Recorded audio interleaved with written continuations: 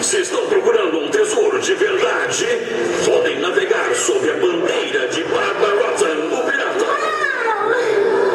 Eu tenho mapa. Eu tenho mapa. Mas preciso de pequenos piratas como vocês que me ajudem a encontrar o lote. O que foi que você disse? Preciso que alguém me ajude a encontrar o tesouro.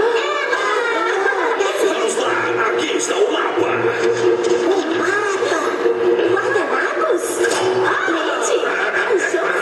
Chocolate, meu favorito. Não.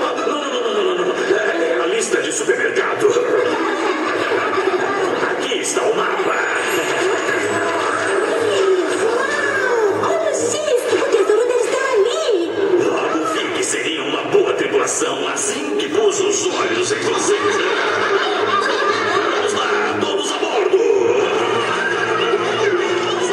Porque na bucaneira, nossa aventura já vai começar. Você é um pirata.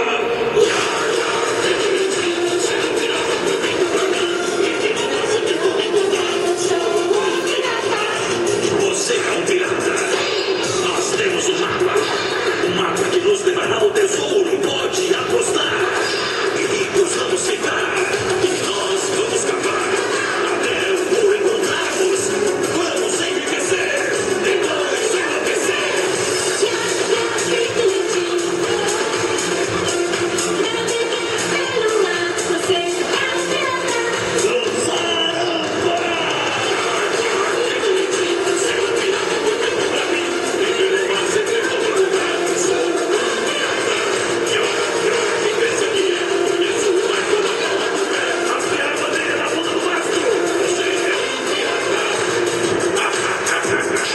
Vamos navegar, mil perigos enfrentar, as praias explorar, tesouros encontrar, vamos flutuar, a nossa âncora lançar, depois de descansar, é só recomeçar.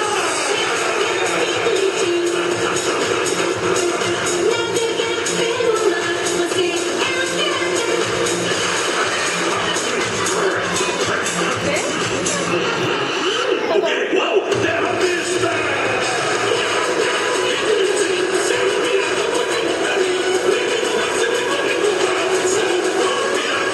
E nunca se esqueça, um lindo tesouro espera por você!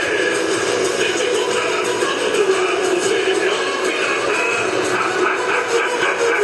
Você é um pirata!